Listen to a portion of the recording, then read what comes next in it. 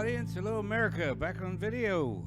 Happy Victory Sunday. Cowboys get a win. Amen. Yeah. Good job, Cowboys. You're long overdue for a good season. Are they having a good season, Greg? They're 5-2. Right Awesome. now. We've lost against the Brady and the Eagles. Right So Eagles, it was actually a close game up until the end, but I don't know. Today it was looking rough, and then we kind of, because this is Dak's first game back. He's been out pretty much all but the first game. So either way, yeah, we got to win. I don't give a fuck. Fuck the Lions. Well, anyway, once again, Sweet Lies Podcast. You can find us at all the places. All the links for socials and sources for our presentation will be in the description box. Yeah, so all the things at all the stuff at all our things right now. .com And soon we'll be on Rumble because I got a feeling, that means everything's going to go great. Our digital overlords probably not going to like the things we talk about, especially with a documentary that I'm in the process of editing right now. It's going to be good. I'm very excited for y'all to see it. Yeah, it's funny. We're funny. That one's kind of funny in certain spots, but who'd have thunk it? Some spots. Hey, we're funny people. Some spots. I'm a fan. Not some spots take you to a place of existential dread. But or what we like to call the fun zone. The mamma jamma. Anyway. There goes another rubber tree. Yeah. So today. Yeah. So. Cheers. Yeah. Cheers. You're not here. I'll cheers you with this one. This one's 6 Boulevard, brought to you by Not Them, but it tastes good. Yeah. It's pretty tasty. It's quadruples. It's like drinking a. It's a good analogy. I like it. Something on the rocks. It's like a big boy beer. Yeah, it's a big boy beer. And here's the other one I started out with. This is Pecker-Wrecker. Thank you for this. The 6th glass. That means your nightcap. I like the thing that says, if you can't beat it, wreck it. Yeah. 10.2% alcohol by volume. God help Yeah, me. by the end of this podcast, you're going to be wrecked. So you will have a Pecker-Wrecker right here. Come join us. Well, hey, get drunk. Yeah, if you feel like drinking and hearing silly shit, you've come to the right place. Anyway. Yeah, so we have a fun show for you today. We have 0 planned out, and it's going to be fun. But today we're going to be covering the part 2 of the Crusades. Before we get into that, I do have a couple of questions for you. So, Me? Well, yeah. So I was getting into a conversation, and I wanted to know your thoughts about it. It's about vampires and werewolves. Oh, fun. Yeah. Seasonal topical humor. Well, I mean, honestly, it could be January, for fuck's sake. My mind just kind of goes to weird places. We're going to get into Skinwalker Ranch shit? I mean, we're not talking about... Okay. So, what I wanted to talk about was... Okay, so in a world that vampires are absolutely real, and the reason this even came up is I just got done watching Dracula Untold again. Oh, did you? Oh, I like that. I like that show. It's good. The movie? Yeah. Yeah, it's a good movie. I saw a little bit of it. I fell asleep. It's really good. Vlad the Impaler, fucking being awesome. Yeah. Murdering folks. It was supposed to be like part of Universal's like reinvigoration of the monsters. I mean, because it should have been. They did the Mummy, and then they had the Wolfman, but it didn't. But the Mummy turned out to be dog shit. I mean, according to everybody, I actually liked it. You did. I thought it was good. Yeah. It wasn't the best thing ever, but as far as entertainment, it was entertaining. Yeah, I didn't see it, so. I mean, I didn't do it to be like, hey, this should move my whole life. It's a fucking movie about mummies. Right. And Dr. Jekyll and Mr. Hyde played by Russell Crowe, which is fun. Really? Was it Russell Crowe? Yeah. Yeah. That was in the Mummy. Okay, now I have to watch it. Yeah. I should watch that. Wait. Are we talking? Hold on. Maybe I got that confused. What are you talking about? Hold on. Wasn't Russell Crowe in that? Here, look that up. Okay. Yeah. That's got to be right. I mean, all you got to do is go into the Mummy and IMDb /things plus other stuff. Yeah, I'm sure I'm right. Yeah, I know I'm right. Because he was the guy that was back in the chick that was doing the the dig, the archaeologist lady. Are we? He was the one that backed her. All right, just go to fuckme.everything. Oh, there it is. There it is. There we go. Okay, put the mummy. Now you're working. There we go. Nope, not that one. Yeah. There you go, 2017. Okay, major list of characters. Little scrolly scroll, scrolly scroll, scrolly scroll, scroll. Russell Crowe, Henry Jekyll. Well, I'll be here. I'll be a mother effing flipping thing. Let me, for reference for the audience. Okay. Yeah, he's right there. There he is. Yeah. Okay. Hi. Look at that. Okay. All right. Okay. Yeah, and then he actually turns into Mr. Hyde. I see. Yeah, and it's pretty fucking good. I want to see that just for that now. Yeah, it's awesome. Awesome. I'm very excited. Like it was. I don't give a shit. It was a very entertaining movie. Does Right. that mean I have a trash movie palette? Fuck you, because I like the African Queen. That's old. That's fucking, Humphrey Bogart. That's Katharine Hepburn. I watched Gaslight. Speaking of old movies, Really? I've Yeah. never seen that one. I've heard of it, but I've never seen it. It's one of Angela Lansbury's like earliest. Oh, is that when she was like she's in her fucking 20s? when she was She's hot as barely- shit? She's barely 20. Dude, Angela Lansbury used to be a fucking banger. I wouldn't call her hot in that movie. I wouldn't call her hot in any movie. No, she wasn't. No. What's her name? He wants some of that. No, God, no. No, I mean, she's a hell of an actress. I mean, you saw her in the not Double Indemnity. The one that Denzel Washington redid. Manchurian Candidate. Oh, right. Yeah, he was her and Frank Sinatra and the other dude. Okay. Yeah. Anyway, she was in that. I've never She was the seen shitty mother in that one. I mean, not Katharine Hepburn, Mommy Dearest, Right. shitty, but she was shitty. Mhm. Anyway, so what brought this up is I was watching Dracula, and I was thinking, so if you're a vampire, right? And is it like in some movies it's portrayed as if you kill the head vampire, all the other vampires that they turned effectively are turned back to mortals. Yeah, it depends on the story. True, because some are wiped out, Yeah. like the fucking Walker, like the White Walker situation in Game of Thrones. Yeah. So if they are effectively just turned to mortal, Yeah. do they start over? So let's say that you were 38, right? We're 38, Yeah. 38, and you get turned. You live for 1,000 years. Yeah. Where does that clock start? Do Well- you just incinerate? I mean, fucking evaporate I think it's into dust, or does you're like, okay, now we start from right here. You're 38 because your body was like basically frozen in time, Yeah. and it never hurt. It never got older. It never did anything. And my personal opinion is that you just move on from that moment on, unless you live for 1,000 years and it turns out this is uninhabitable, and everybody has to use fucking masks and shit like in space to be able to breathe. So if you don't have that, then you're fucked. But I'm saying if let's say the head vampire gets murdered and you're just like, oh shit, I'm immortal again, and there's the sunlight and I'm not falling into pieces, I think you just move on. I don't know. What do you think? Well, it depends on the nature of said curse. Okay. How many curses are there in the vampiric world? And I don't know. I know of 4. There's some movie where it's just like, well, yeah. I mean, Game of Thrones. It's effectively like it's like magic. Yeah, It's like but that's the White dark- Walkers. There's no vampires in Game of Thrones, so that doesn't work. Right. Mhm. Well, there might be in the. I don't know. We haven't read the books, so True, there are Walking on Dead that aren't White Walkers in the Game of okay. Thrones. But I mean, are they books. effectively vampires? I don't know. Okay. I don't know. So that doesn't work. What else?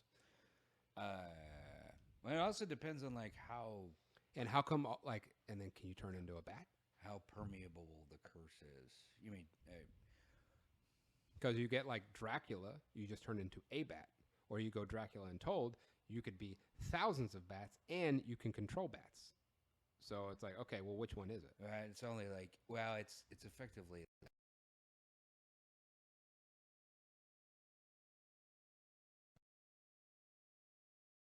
No, we're good.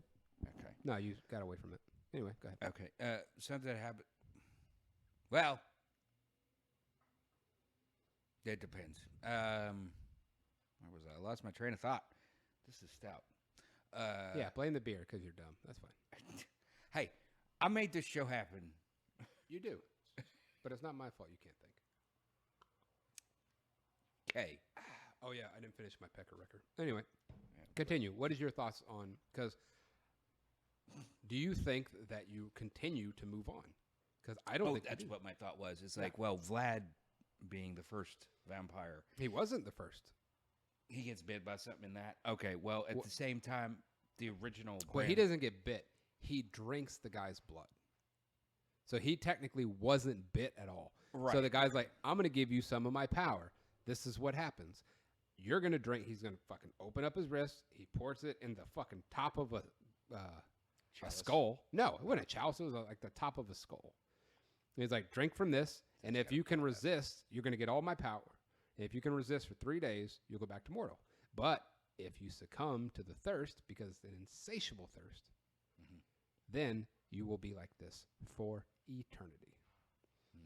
And then he's like, then I will be released from this cave, and then I will go and find the person who betrayed me. So he passes on He passed on the curse because at the very he was at the goal line. He was about to score a touchdown. He was done. Well, and then his wife dies because one of the Turkish people throws her off a big, mountain, and he couldn't catch her in time, and she's dying, and he's like, nope, you better not die. No, she does die, and then the Turks end up taking his son and killing everyone because they had, a handful of people. It was basically the Alamo. Yeah. So he goes and looks around. He sees his people dying, and he's like, hey, do you want revenge? He turns a few of his people, and they go and just wreck shop on the Turkish. Gotcha. Anywho, but yeah, he turns all them, and then he ends up killing them all. I would say spoiler alert, but you should have seen this shit by now. It's a pretty great movie. Yeah, no. Anyway, I'm gonna go back and watch it now. Yeah, no, it's good. But I just wasn't impressed, and I might have been in a sad mind state when I saw it, so I wasn't like. But anyhow, what I'm saying is that you should have, not you should have, but he ends up looking the exact same. In response to that, there's for the a couple thousand years. There's the Gary Oldman, Francis Ford Coppola Dracula, and the dude literally makes a pact with the devil. But that in that scenario, he would be the first vampire. Yeah. But he was not. Vlad was not the first vampire. Right. He was passed on the curse by the first vampire, who was the dude from what was it? Last Action Hero. The bad guy, the baddie with the glass eye. What's his name? He played. Tywin Lannister. Oh yeah, him. Fuck, what was his name? Charles Dancer. Charles Dance. Okay. Yeah. Charles Dance. There you go. Yeah. I was gonna say we can. Nope, don't need it. Don't need it. Don't need it. No, I got IMDb in my head for the most part. Right, it's kind of shoddy over the last 10 years because I haven't really seen anything. And that goes on. So, do you actually move on, or does it like start from? Does your body pick up from where it's at right then, or does it? I don't know, man. Ask the author. I didn't make the rules of the world. I don't know. It's just your thoughts. Well, it's like from. There's I mean, in most of fiction, mythology, and movies and everything, like what happens is everybody, the curse just gets lifted. That's true. You're talking about what everybody else thinks. I'm talking about what you think. What I think? Yeah. I ain't worried about them. I'm worried about you. I want to know what your thoughts are on this whole vampire situation. Well, most vampires, because based on what I know from the Anne Rice thing, I mean, to be a vampire though, it's kind of a choice though. Like, I mean, okay. But you know how crappy it would be to never really enjoy a grilled cheese ever again, because that's not what you want. But I do. Or cookies. No more cookies. Fuck that, man. It's like each person. I mean, it's either a virus that transmits from person to person, like it's called children. Different. Yes, we all have that virus in us. Well, we all potentially could have. Well, it's great like harm in Blade. inside of us. In Blade, it's like an STD. In Interview with the Vampire. That's another question that comes up. In the Anne Rice universe, though, you have to choose to become a vampire. Okay, well, I mean, those vampires, that whole lore and that decorum is sexier. Okay, first off, there is absolutely no. What do they call that? Where there is no consensual vampires. Right. And most of vampiric lore, it's just it's coming and you're gonna take it. Just wait. In just most vampiric lore, no, they're just I'm gonna make you a vampire. Deal with it.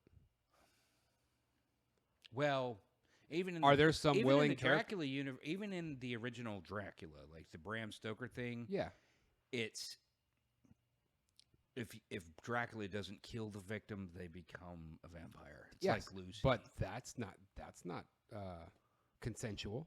No, it's not. That's what I'm saying. Well, I don't know. Lucy seemed to enjoy. No, I'm saying that I am sure there are some consensual vampires, but for the most part, if you go through the history, you're just blood raped. Yeah, you're blood raped. Yeah, you essentially got herpes forever. Yeah, but it's cool herpes because I know the only part, but the thing is that like one I can never you're forever drink. Young and like drinking is pointless at this point. Like Wolverine. Right. Because his regeneration process will never let him get fucked up, so he can just slam kegs. Okay, and let me go back anything. to the Anne Rice universe, the way those vampires got to experience. I like how all the universes, you go to that fucking shit. Well, that's the one I know the most about. Why did you outside read of Bram books? Stoker? Okay.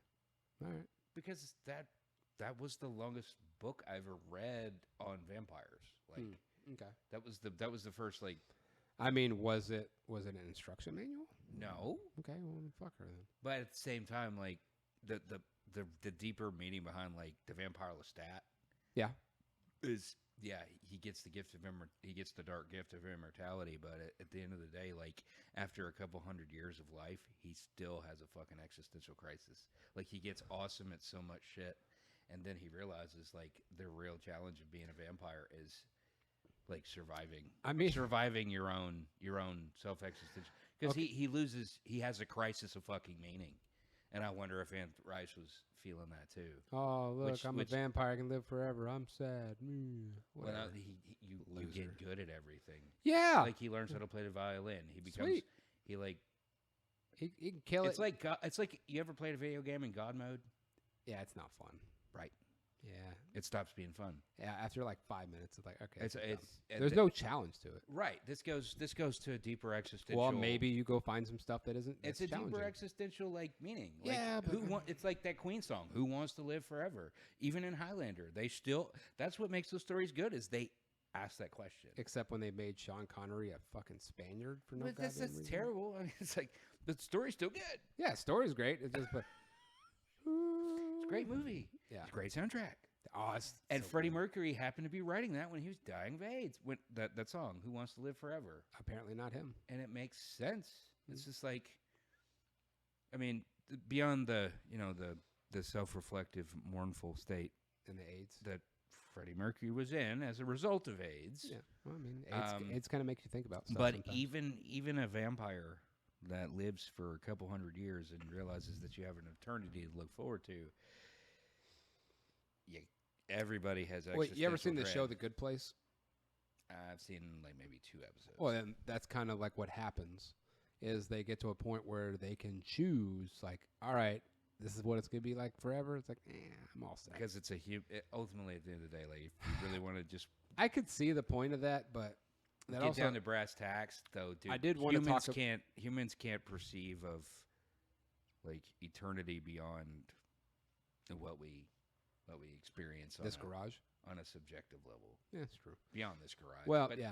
To the limits of the physical world.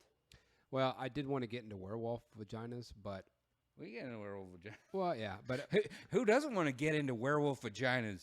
I mean, but before I get into that, it actually brings gonna be up some wild times. Yeah. So, Jesus. All right. Wild times. Anyway, so no, it brings me to this question, and I've been asked this a couple of times recently, which is weird. Okay, so I've been asked, can you make yourself happy? Define happy. Okay. Well, because there's content, which isn't happy. So, like, can you just, like, boom, I'm happy now. Can you do that? I cannot. See, I think you can. But here's where I'm going with it. As far as yourself goes, yeah, because I think that maybe not 1 billion% happy, but 99% of it. Well, first, let's define happy. Okay. Man, that's a good one. That's like, what is a woman? I don't know. You have to define it by a metric. Okay, well, see, the thing What's is happy to you? it's okay. What's happy to me, like just subjectively, Well, ultimately, because I don't think that you. What can you make yourself happy is Okay. Is ultimately subjective. It is issue. subjective. Okay, good. Because if it's what's happy to me, okay, I can tell you what makes me happy. Because like someone who really loves to like subjugate 1,000,000 people and just I mean, that makes them be happy. a dictator. I mean, you feel you have pretty to awesome. you set yourself up to win. If 1,000,000 people think you're a god, you're pretty happy. Hey, You're that's all pretty. you got. You're You pretty gotta high. be. You're pretty high on yourself. You got to be a good speaker.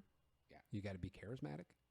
You have to have a bunch of Do people. you have to do all those things, or could you just do it at the? No, because you're like, if you don't have those things, you're setting yourself up for failure because you don't have supportive people. So whenever you're trying to go out there and subjugate, thousands and millions of people Yeah. and try to murder them all, Yeah. if you don't have a good backing and support system, you're kind of screwed. So, Okay. So you need some help. Everyone needs somebody. They are right. Everybody needs somebody sometimes. That's a good song. He was right. Yeah. So, but subjective happiness, It doesn't pay to be king on top of the shit pile. it depends if you like shit. Then you just king shit. There you go. King nothing or shit. Or according to Sturgill Simpson, you're king turd on top of the shit pile. There you go. Turd's fun. You should hear the conversations around this house. You can call me King Turd up here on Shit Mountain if you want it. You can have the crown. You know what? I think that's my new fantasy football name. King Turd on Shit Mountain. No, so like, okay, if you're talking about subjective happiness, I'll tell you exactly what makes me happy. Football on Sundays. Love that. Obviously, this is not in order, but, it just happened, so it's the first thing on my brain. Raising good kids. Okay. Good partner, that I can be with, laugh with, joke with, talk shit to, talk shit with me. It's fun. Talk shit to me. Somebody's got that. Because I don't define myself as someone who is only happy when I'm with somebody. It's not it. That doesn't bring me the happiness. It sounds to me like you're trying to define happiness by contentment. I think you're good with content. I am, but I'm not done yet. Because Okay. you asked me what makes me happy. Right on. Maybe I will gravitate Sorry, into the realm of happiness. Clear mindset. Keeping myself active enough. Like, active makes me happy. Being active, playing basketball, Feeling strong, feeling confident. feeling strong, running around with the kids, joking around, mental clarity. jumping on trampolines, doing all the fucking stuff that I should be doing, acting like a child. Because playing with kids but not bringing yourself down to their level, you're not doing it right. It's like, there's a few set boundaries when we're playing Nerf Wars. There are no rules. Right. No, You aim for the face. You can have a blast with that. You aim for the face. Because it's Nerf. Yeah. No one's getting hurt. No, the thing is that, and then like having a job that I don't hate, because work, like I didn't set myself up to have a job that I'm going to love forever. I did the job that I loved, and I can't do it anymore if I want to be a good father. What was the job you loved? Oilfield. I loved it. You loved it. Oh, I loved it. I would do that job Drill, baby, drill. No, for half the money. Oh, because I love the environment. Okay. The environment of just dudes, just being dudes, working, talking shit, having fun, and just seeing a project start and finish. I thought it was great. And I could go out there and be a dude, and I don't have to play politics. There's no office politics. There's no, hey, he said this joke. And if you told the people out there on the rig, it's like, oh, well, he said this to me. It's like, did you laugh hysterically? No? Then quit being a pussy. So it's kind of like the modern. It's like a job where there's the lack of the modern day superficial horse shit. There's none of that. Yeah, None. because none of that shit. Because everybody's coated in mud and dirt. Yeah, And we're all going through the same thing. We're just doing stuff. It's like going through basic training. We're all going through the same shit. We all miss our families. We all miss our kids. We all miss all that other crap and all our friends and all the stuff that we're doing, the regular everyday life. But we're getting through it. And while we're out there, we're gonna have ourselves a good time. And we can talk shit and just joke, and we don't have to worry about somebody calling HR and like he called me a pussy. I was like, were you being a pussy? Then shut up. Yeah. I get it. So yeah, but I love that job. Yeah. And I thought it was great. And it was a fun 11 years of my life. And I'll never get to do it again because I want to be a good father. And being gone for 3 weeks out of the month makes that difficult. Doesn't make you a good father. Yeah, just paying for shit doesn't make you like, hey, I'm a dad. But no, so, doing a job that, I can be active in because I can't be indoors. I hate being indoors as far as like doing a job. I can't just sit down all day. One day I'm going to have to, but right now I don't have to. Having beer, talking shit with my friends, and just, having an all around decent life, meaning I can go and drink with my friends. I can hang out with my chick. I can play with our kids, try to be a good role model, and just get shit done. That makes me happy. So it sounds to me like you define happiness by the relationships around you. Yeah. But even if I was alone, all that shit. But you would still have relationships to a degree. Because you would still. Depends, because I don't need anybody. You say that, but at the same time, it sounds to me like you. No, because I'm appreciating what I have. Right. Because if I didn't have that, I would be appreciating other things. Like? I don't know. Okay, let's say when I was 22 and I first came back here, I didn't have friends. I just came back from, I think I was in Maine. Anyway, so I just came back. Start from scratch. Yeah, I was starting from scratch, and I was happy. Like I was doing my thing, listening to good music. That's before I knew you. Yep, it was like a couple months before you met me. Listening to good music. Like you could kind of already had a story before we met. Yeah, but like doing that, and then working out, doing the best I can, trying to kick ass, whatever. And I didn't have any friends. I didn't have a girlfriend. I didn't have anything.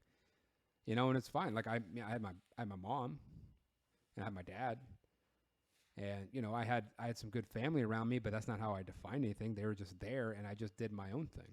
Yeah. And I just tried to do the very best for me, and I did. And then I found friends, and then I started whatever. And right now, a lot of what makes me happy is defined by the relationships that I have, but I also cultivated them. Yeah. I kept up with them. I did the work to make it happen. 90% of it is showing up. Yeah. I mean, it's not like I was chasing people down, but the thing is communication. But I'm not a shitty friend. Communication and showing up when needed. But yeah, but that's 90% of like most relationships. Yeah, you just gotta show up. Just be there. But yeah, the thing is that I what makes me happy is appreciating the things that I have. So this is what I have. This is the best that I can get, and I'm good with it. Maybe I could go get better, but I'm not a grass is greener kind of guy. I don't give a shit about that. It's like, hey, this works for me. This is good enough. Bye. I'm gonna take this and run with it. See how far it takes me. Okay, so that's how you define happy. What was our original, like? Can you make yourself happy? Can you make yourself happy? Well, it sounds like you have. Yep, sure did. I think you need other elements to make, like, based on even what you tell me, it's fucking needy. Like, I don't know. No, I'm trying to address this from your position. Like, even when you had, when were you not happy? When were you maybe not to get into like some deep shit you may not want to dig into, but no, just having a. When were you not happy? Let's judge it by that metric. Just going through some shit.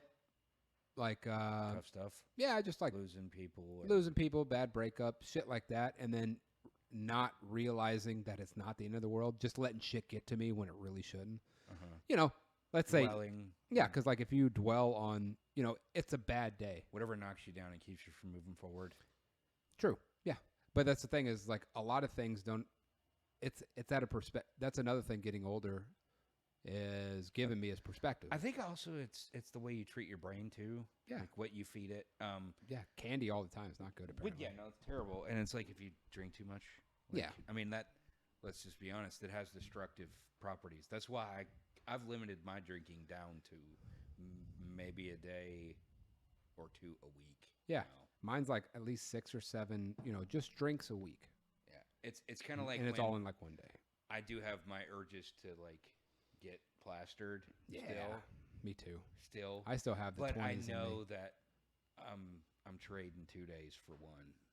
I mean, it's a good trade, especially if it's fun.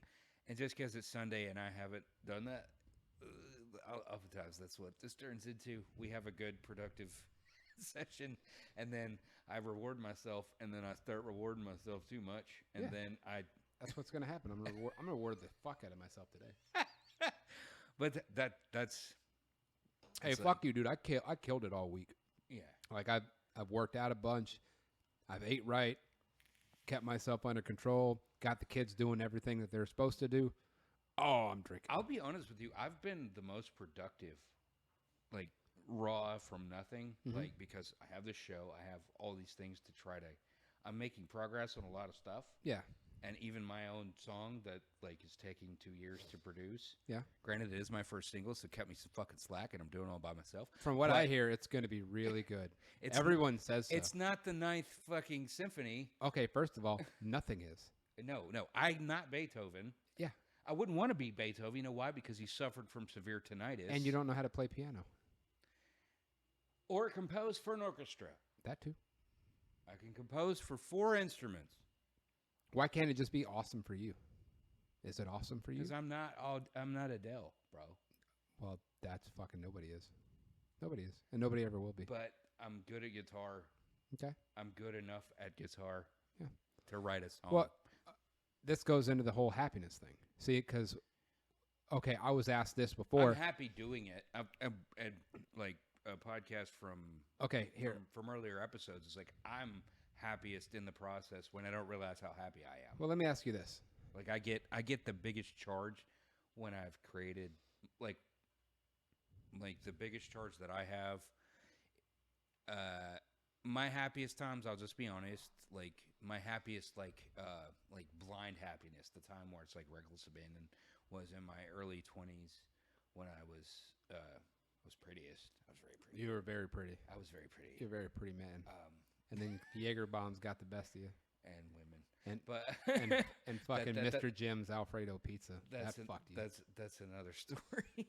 No, hey, but okay. No, my happiest time was reckless abandon when I had all the ambition in the world, but at the same time I was acting in plays. The process of the rehearsal thing, just making the show happen, like all the chaos. I know this is getting into your business. Do you think that your relationship, do you think it was No. The big one. The big one. Do you think it was a toxic relationship or no? It had toxic elements. Okay. I was just curious. It had bad habits attached to it. Hey, you heard it first. You're a toxic Avenger. Oh, no, it had toxic. That's what I said. It had toxic elements, but I mean, what do you expect from 2 people in their 20s that don't have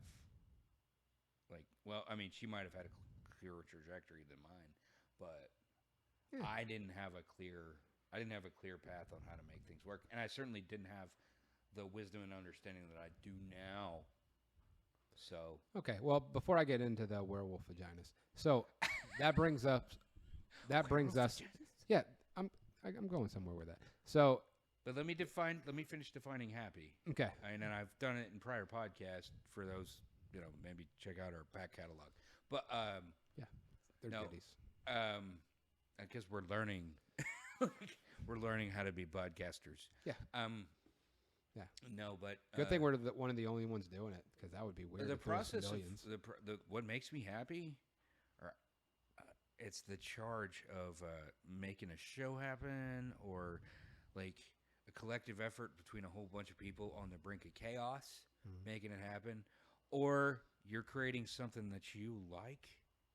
And I guess that's probably part of the reason that my song hasn't been released, because I'm enjoying the process. Maybe you're dragging your feet a little bit too much, because the process will be over when you're done. Right. Well, no, I'm beyond the creation composition part of it. Yeah, but I'm talking about like the whole process of it getting done. When the whole thing's done, it's over. I'll be a little sad because I was about to say, will there be a loss? There might be a sense of loss. Baby's going to college. Yep. The baby is in the world now. Yeah, that'd do it. Because you do. So is that what makes you happy? Creating, being autistic? I mean, I mean, it is a bit of an autistic obsession. Yeah, I'm not but gonna lie. I mean, I might be. So is that how you define it? Your happiness is that's one way. Creativity. One way. Getting shit done. That kind of subjective happiness. Seeing something that your brainchild come to life. Yeah. Yeah. I mean, that's gay.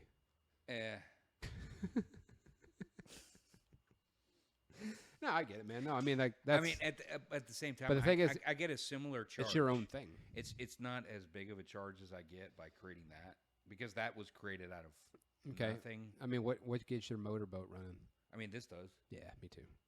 I mean, it does because there's so many elements you have to make work, as you know. Yeah. No, that's good because because the thing is what gets me about this whole setup is that we've been doing, and we've talked about this numerous times, is no matter who this goes to, the fact that we're doing it and we enjoy it, whether you fucking like it or not, is so much of my time and my money has gone into this. So it's like, this is an investment. But this is an investment that will pay off dividends in other places. No. The thing is, even if it zero things, I enjoy it. This is what I look forward to because if I'm not fucking around, honestly, if I don't have a chance to fuck around, I will be miserable in my life. Right. Fucking around's my favorite. Who wants a life where you're not fucking around? Yeah, it's favorite. Okay, so last serious thing that I wanted to talk to you about. So, do you think that you can make someone love you? Yes or no? I mean, we'll get into the specifics. No. That's exactly what I said. No, you cannot. No fucking way. Not a chance in hell. No. Because they're like, so, how can you put yourself in a position of love? Yes, I think so. Mm-hmm. Yes, you can surround yourself with. But it also, there's there's varying kinds of love at the same time. Oh, don't get into love languages. Don't do that. I thought love language. I wasn't. Okay, good. No, but there's two types of love. There's the chemical fuzzy wuzzy. That shit don't last. But yes, the rush of oxytocin, the stuff, the bonding of that. Yeah, and that's amazing. Don't get me wrong. We get stoned off of it, and there's pieces of that we linger. Crave that, but it lingers if you find the right person. It lingers, but it no. I'm not. Yeah. The full force of it is completely dissipated. It's gone. Right. I mean, it's. But there's pieces that still stay in there. That's what keeps you going. Not like as far as like the relationship, the foundation was built on that, and then the structure was built on that, but the foundation is built on the things that you do together. It brings me back to M. Scott Peck, MD. Yeah, I read this a long time ago. The Road Less Traveled. Mm-hmm. I have 3 of his books. One on exorcism. Yeah. What? He's got a book on exorcism. The dude did some exorcism. Oh, please be a how-to. That'd be so. It's fun. not a how. Well, I mean, it might as well be. But at the same time, it's his documented account of 2 exorcisms. Sweet. It's a hell of a read. I'll let you borrow it. All right. I'm in. I don't know that there's an audiobook. It would take me a year to get through it because like reading books makes me sleepy. It's that thick. Well, then. That thick? Oh, yeah, I'll read it. Read 30 pages bedtime. Yeah. I'll read like 3 pages and just like fall asleep for a year. Yeah. Okay, but back to M. Scott Peck. What he said is the love. Love is a verb, and love is the thing that happens on the back end of all. So it's an action. It's an action. It's a voluntary action. It is a willful. It's a willful commitment, and because at the end of the day, like, I mean, you may not like doing something, but you choose to do it because you want the best. Jordan Peterson, he says, he's like the best of me wanting the best out of someone else. Something akin to that. But that's a sign of a healthy person. Right, but that's what love is. That's what healthy love is. Yeah, but that's a love for people, not just love for a person. Because wanting the best for someone means wanting the best out True. of someone for their sake. let's be Because honest, though. you want the best for them. Let's be clear. I want the best for the people that I love. Everyone else, I don't care. So you don't love. Okay. I don't. I'm filled with hatred and silliness. It's a weird For combination. everyone else. No, I mean like Well, my brother. I'm not. I'm not hateful to anyone, and I'm very respectful to everyone. Okay. Doesn't mean my fucking heart dies for every person I see. No, that's not what love is. No, but that's what I'm saying. Like, my heart's not going to bleed for everyone. It's just like I respect everyone. If you give me respect, I will give you the respect back. I will, and I will respect you until you do not fucking deserve it. Okay. So why ask? Why the question? Why? Can you make someone love you, or can? There is nothing actually in there. It was asked to me, and I thought I'd pose it to you. Oh yeah, absolutely not. No. Yeah, no, there's no. No one can make anyone love anyone. No, it's a fucking Not square even- peg in a not round even- hole. Well, I mean, I guess technically God could make someone love them, but that's not really love. Yeah, but he Is would it? never do that. I don't think that's love though. At It's the not. same time, No, because if you force it, because that's like the antithesis of. And I always talked about this, and I even brought this up. It's like, just because you have kids doesn't mean you automatically love them either. There's Right. plenty of piece of shit parents out there. Yeah, because you have to engage. You have to Mhm. nurture that relationship and that person. Because I know I've talked to, let's just say, parents plural, that did not have that initial connection with their kid, and it took a while, and it grew, and Yeah. it was there eventually, but right away wasn't there. Yeah. And I was like, yeah, that sucks. I mean, but it doesn't make them bad people. Sometimes it takes a little bit. I mean, you were just thrust into it, especially some fathers out there. But did you make the choice to They made the choice. do the right thing? They made the choice, and the glove grew. And that's I mean, real love is its own reward. That's what I've at heard. some point. I agree. Okay, so when a werewolf and Nice segue. okay, no, because I've been thinking about this long and hard, and it got brought up to me, and I just can't stop thinking about it. If you turn a werewolf, right? Yeah. Like no, sorry, a werewolf turns you. You get bit. You know, you're like Jack Nicholson running around. Boom, wolf hits you, and you're whatever, whoever it is. Name a person. Yeah. So you get bit by a werewolf. You turn into a werewolf. Okay.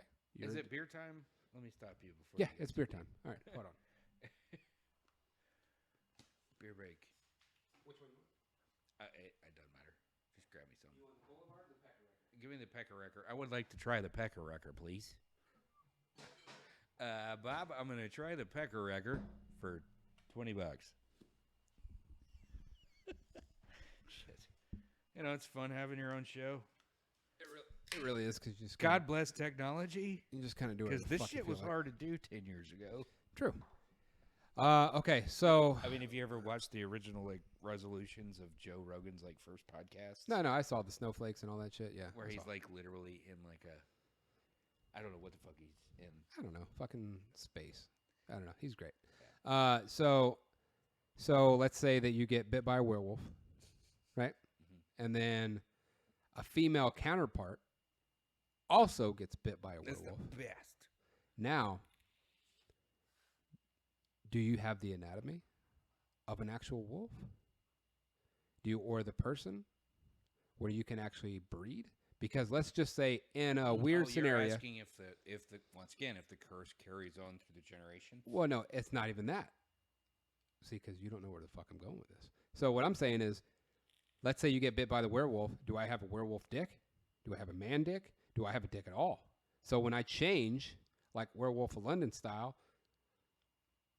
what do I have a Ken doll anatomy, or do I have an actual fucking wolf anatomy? Like, what anatomy do I have? Let's say that you do. There's a movie I saw. I can't remember what it was, where it's like the female werewolf thing. It's The Howling. Yeah. You haven't seen The Howling. Yes, I have. Okay, well then there you go. Okay, so I have that anatomy. Of a werewolf? Yes. No. I mean, like, no. I mean, like, so I have like Like I get bit by a werewolf. I change. It's full moon. I got a dick, right? And yeah. And then a woman. Got werewolf dick. Yeah, I got a werewolf dick. It's like a foot long. It's great. It's very similar to my own. Or does it look like a pink rocket, like the Hey, dogs? Either way, red rocket. So now a woman, It's not she gets bit. She in the same town gets bit by some other said werewolf. So she turns. Yeah. Does she have a wolf pussy? Well, yeah. Yeah, right. Yeah. I would assume so. I mean, it's So I mean, if it stands to reason, if I'm not a kin doll, then she would have, you know, yeah. Lycanthropes are a werewolf clam. Yeah. So let's say full moon hits. I'm on my murdering spree. She's on her murdering spree. We meet up. And we're just like, oh shit, it's just both of us. What are we gonna do? Let's hook up. Yeah. So I looked this up, and the gestation rate of a wolf. Is. See, 6 weeks. No, yeah, 6 weeks. Well, yeah, but that's. I mean, that's dog stuff. Like that's cross species. I think it's 6 weeks. It's 6 weeks. Or That's 6 cross. months. It was a 6. That's species. Weeks or months. Lycanthropes, like, which is the technical term for werewolf. Lycanthropes is it's a man wolf. It's the same biology, but It's a wolf. Yeah. But however, like you're only a werewolf for 3. I'm coming up to a question though. Okay. So let's say that those two meet on that full moon. They hook up. Now, what is the gestation rate? Is it the human one or the werewolf one? Because the werewolf one, you're only a werewolf for that night, but you also got pregnant during said full moon. Okay. So are you only pregnant for 6 weeks or 6 months? I can't. Fuck.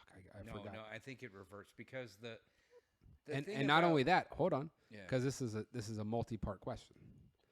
So not only that, are you that, or are you the other one? And then 2, y'all hooked up while you're both in werewolf form. So what's in that belly? Is it a werewolf that can only turn to human during full moons, or are you a? And also, what happens when they come to term on a full moon? So what comes out? Is it a baby? Or is it a werewolf baby, like a little cub, and then it turns back into a human after the full moon's over? Or is it the full moon, you turn into a human, and you're a werewolf the whole time? Well, I did read a book one time. Oh, good. I've been thinking about this way too long. It's like a solid 3 days. I forgot who wrote it, but I was stuck in a day at that old comic book shop on Collins. No. Or Cooper. Right next to Hooligans. Yeah. Yeah. I used to love that shop. I got trapped in there for a little bit, or not trapped. I was trapped in a book, just kind of chilling. And one of the books I picked up was since you're a werewolf now. Yeah, I think was the title of it. The complete guide to like what to expect when you're expecting to be a werewolf. Yeah, and it made all the sense in the world. It's like, well, when you're a werewolf, you'd never have to work out again because effectively. Why would you? Because your bones break and your muscles tear and rebuild themselves at a rapid pace, and the regeneration process is a product of that. So if you get shot with a silver bullet while you're human, like in the leg, done. In the leg, done. You're done. Well, that's a good question. Yeah, because does it only work when you werewolf form? If the bullet's still in you, it restrain the curse. No, if it blows right through you. If it blows right through you, it doesn't matter. But silver is such a soft metal. True. That it would shatter once it hits you. That's true. But the thing is, unless it's an alloy. Let's say that's stuck in you. Unless it's an alloy. No, hold on. Let's say it's stuck in you. Does that curse lift? Because it didn't kill you. Have you seen that movie where the dude gets shot? Old boy got shot in like Underworld or something, and then like he's like the strongest of werewolves, and like he has to like sort of transform where he pushes the fucking bullets out of himself. Yeah. Yeah, he was the fucking Lycan King. Yeah, he was like one of the most strongest werewolves. But then there was also the brother the brother that originated, because the one was bitten by a bat, one was Yeah, bitten that's by a werewolf that never changed back. that was Scott Speedman, wasn't it? Where he was both. Scott Speedman was both. Huh? Yeah, wasn't he a werewolf and a Scott? lichen? Who? The main character of Underworld, wasn't he a vampire? Oh no, he was a hybrid. Yeah, that's what No, I'm saying. He was about both. the original progenitors of the werewolf. Oh no, I forgot No, about from that one. Underworld Evolution. I didn't see that one. That's You the one should. I didn't You see. should. Yeah. It goes back to the. Well, yeah, of course it I was- want to. it It's was the Kate two Beckinsale. What are you brothers- gonna do in leather? It was the two brothers of Alexander Corvinus or whatever. Yeah, what- Corvinus. One was a werewolf, one was a vampire.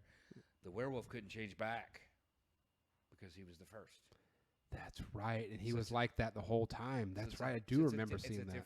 It's a different mythology, but whatever. Yeah, but okay, but here's where I'm going with it. it's our Halloween edition. No, because if you get shot while you're a werewolf, no matter where you get shot with a silver bullet, that lifts the curse.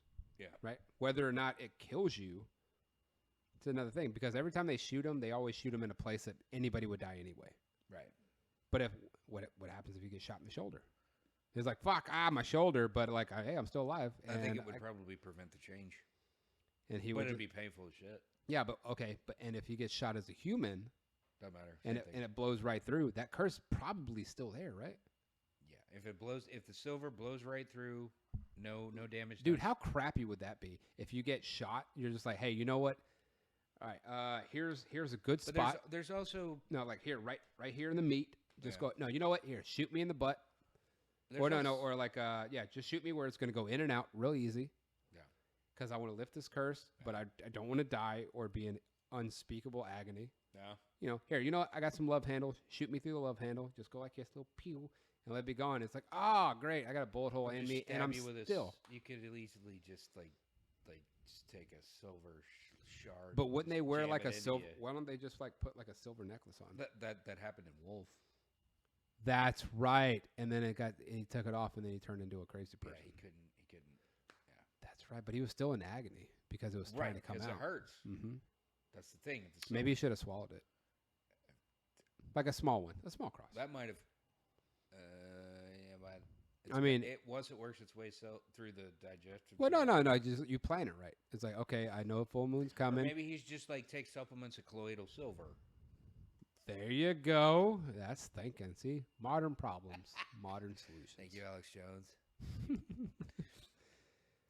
I don't know. I mean, like, because I was honestly been thinking, like, what happens if they were both werewolves and they get pregnant?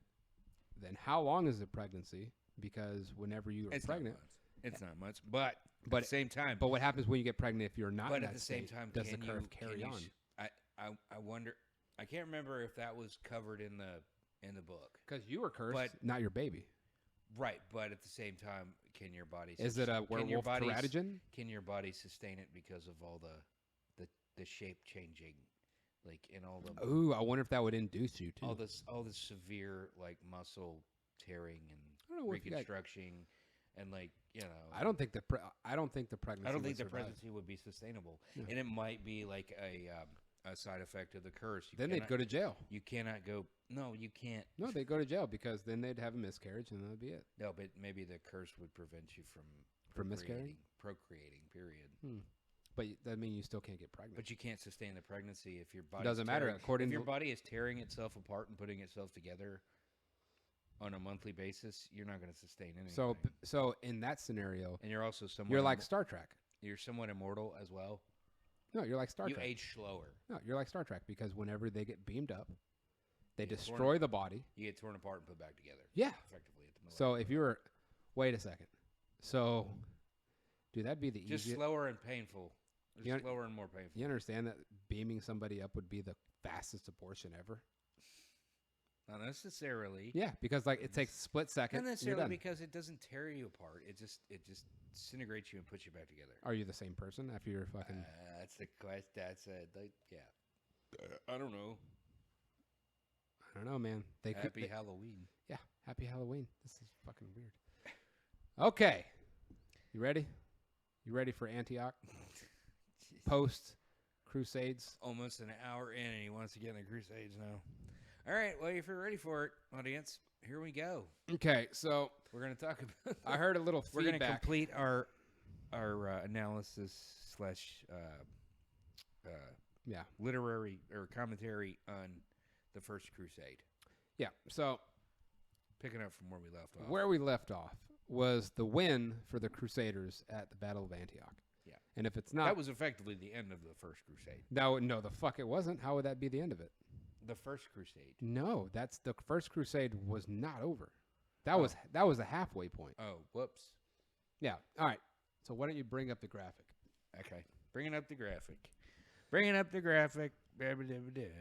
Okay. So Hold on. Bringing it up. So while he's doing this, so a little feedback we heard from folks is that it was a little bit on the That one? book report side.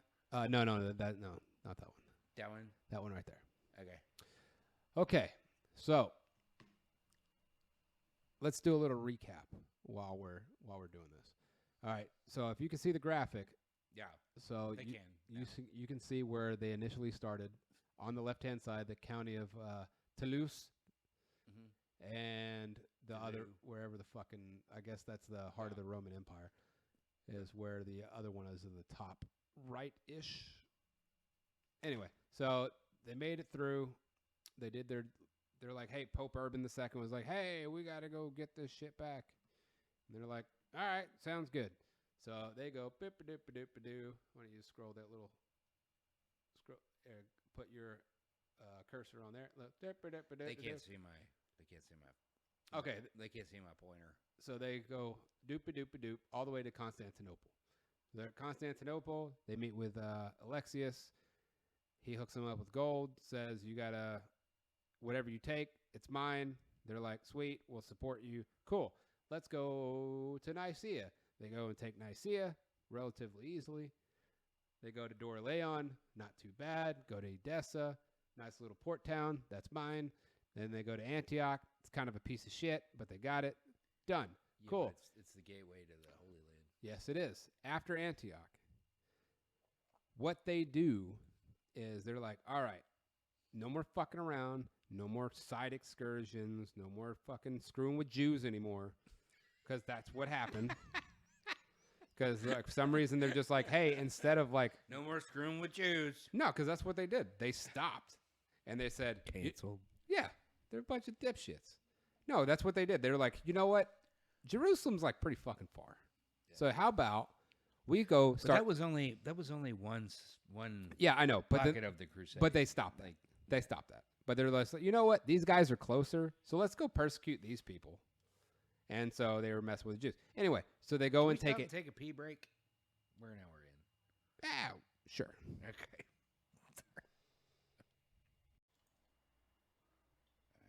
Going. Okay. You ready? Back. Yeah. We're back. All right.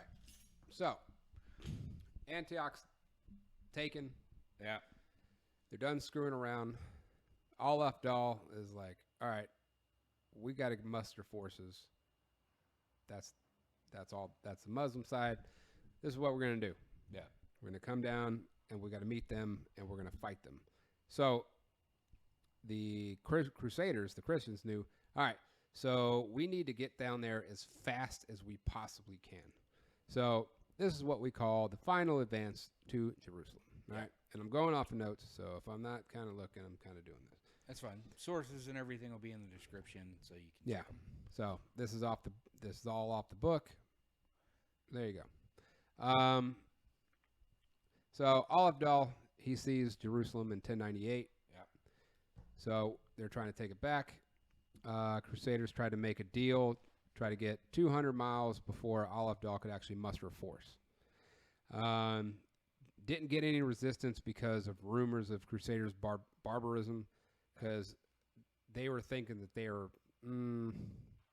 what's the word? Not invincible, but they were just so barbaric, and how they were sacking towns and everything on the way before they got to Antioch, because they were just running through everything, because they just thought, like, it's not a big deal. they're not really going to put up much of a fight against us because the first, like the pre-Crusade with Peter the Hermit, how they got, screwed with. Anyway, that's why they got as far as they did. It's all hubris. They didn't think that the Christians were actually going to do much. Turns out they made it super far. Mm-hmm. Anyway, after 3 years, 2,000 miles, Crusaders reached Jerusalem, holiest place, between three religions. Hey, look, Crusades. Yeah. It was that Jerusalem enclosed the Holy Sepulchre. It was erected by Constantine. You already knew this. Sites of Jerusalem, Jesus' crucifixion, redemption, and resurrection. Yeah. Jews thought it was great. Muslims thought it was great. Christians thought it was great. Everybody loved it. So, it was just begging to be a place. Why did the Muslims like the fact? Because that's where Muhammad ascended, was in Jerusalem. Right. So that's why on the site of the current day Temple Mount. Yes. So that's why they thought that this was it was the third holiest place after Medina and Mecca. That was the third holiest site in the Islamic religion. Anyway, so they knew that this was going to be a focus of conflict. It was just going to happen because like three different religions thinking that it's the best place ever. It's better than Disneyland. We're coming after it. It was the most fortified city.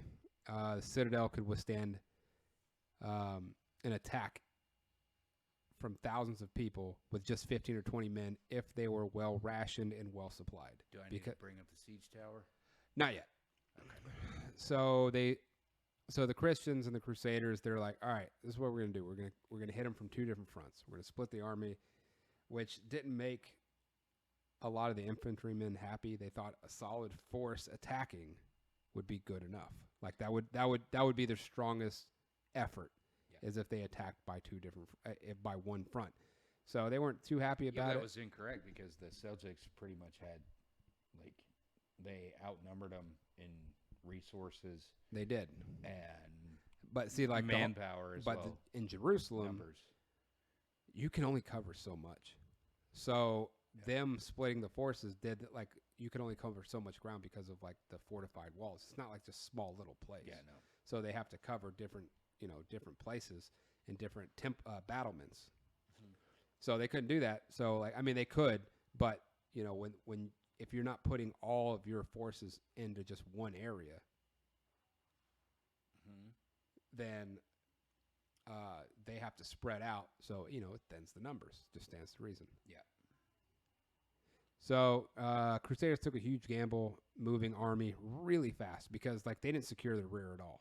So when they were coming from Antioch to Jerusalem, they just took a straight shot there. It was like a couple 100 miles. Yeah. They didn't make sure that nobody could come from behind. They weren't checking anything out. They just took off running. They're like, all right, we're going to get here as fast as we can. Yeah. So Franks had about 15,000 men, 1,300 knights, like 15,000 fighting infantrymen, and just to siege Jerusalem. So to put on the siege, but, like I said, 15, 20 men could handle a couple thousand by themselves if they needed to. And they had way more than that. The defense, according to everything that this guy looked up, he didn't know, how much the Turks actually had. The problem is around there, the Christians had a bad time because these dickheads poisoned the wells and they killed all the trees. Who poisoned the wells? The Muslims. Right. Okay. Yeah. So they didn't have. There was no drinking water. No drinking water. You can't use it for anything. No shade. It's hot as shit out there. But wasn't it somebody? It was either because this is in the summertime. It was either Godfrey of Bouillon or Bohemond that positioned effectively the home base near a body of water. I think that was Godfrey. But the thing is, all the wells around them were all poisoned. So it was all screwed anyway. Right. So it's like, we have this, but you can't use it. So a lot of poor people were dying because a lot of the forces were poor people that just kind of. Yes, they were. So a lot of them effectively were dying because they're trying to drink this water that sucks. Indulgence thing where and they poisoned them with leeches. Ooh. Yeah. So it was Just bad move. So you can't swim, you can't bathe. Nope, they're all screwed. So they knock down all the trees. They all know where they know where they're coming from. They got nothing to build with because they not only they knock them down, they got rid of them. Yeah. So they couldn't do shit with them. They can't build siege towers. They can't build ladders. They can't build any of that shit. Yeah. They can't scaling ladders. That's the word I'm looking for. So the Franks, with their force, said, "All right, we're gonna attack right now." Yeah. Went after them, took off. They had one scaling ladder. What the fuck are you going to do with one scaling ladder? Yeah. Nothing. First guy gets up there, gets his hand chopped off. And they're I like, well, this didn't work. Against a four-walled city. So they're like, with like complete domination. Yeah. Yeah. So that's exactly what happened. Went out there, first try. You suck. You were the worst. So he gets up there. Was that the People's Crusade? Was that the first No. Okay. No, this is the real deal Holyfield. Yeah, okay. So he gets up there, That's funny. puts his hands up there, gets his hands cut off. They said, all right, screw this. So we're going to try a different tactic. So we're going to do this. Yeah. So when they attacked, it was only after 6 days. So in those times, that's really fast. Yeah. So they're just like, all right, we're going to get this. We're going to get this done now because what they were wanting to do is to try to get the city and take it because Al-Abdal is mustering a force right now. And reinforcements come behind them. They're screwed because Muslims, they have so many people. They have so many fighters. The problem is that there was inner fighting between the Abbasids and what was the other ones? The Seljuks? No, the Fatimas. That's right. Yep. Yeah, they're fighting. So if they would have actually banded together, then this whole thing was a wrap from the beginning. But they didn't take them seriously, and they're too busy squabbling over stupid crap Amongst each other. So it just didn't work. So anyway, so they led the first attack, retreated so fast. They're like, oh, cool, this didn't work. This is dumb. Let's try this again. Crusaders were prepared for the heat. It was super hot out there. Anybody's ever been anywhere? It's a desert. Yeah, anybody been anywhere near a desert? It sucks. And it's summertime. This isn't like, oh, cool, it's kind of chilly out here. No, it sucks. No, you're in it the whole time and without access to water. Yeah. Thirst was an issue because so this is what happened. So they poisoned all the wells. People were hard in them times, man. Yeah, they were. So, no, they poisoned all the wells. Yeah. It sucks. So people were bringing in water here and there, and they were charging them out the ass. And even for, like, pennies, which for back then are, straight up. So it's kind of like Woodstock 99, but for years. Yeah. Essentially, they're like, hey, here's like $4 a water bottle. Yeah, but like these times, like, hey, here's like $20 for a water bottle, and that's it. That's not enough to get you through the day. So you're screwed. Like I said, poor died a lot because they're drinking contaminated water. Just didn't work. Finally, from a Genoese fleet, help arrived. So they came down. They're bringing axes, tools, everything they can to make siege weapons to try to make this thing, help this thing come along. Right. They brought wood, lumber, everything. So they started, for 3 weeks, they started making ladders. They started making siege weapons. They moved super fast because they know, while they're building and while they're working, they got people looking behind their shoulders. They're like, dude, these guys are coming any day now. So we gotta move it. So they got a fire under their butts, real bad. Yeah. So while this is going on, there's a real problem. So the Muslims were just basically taunting them, like on the walls. Yeah.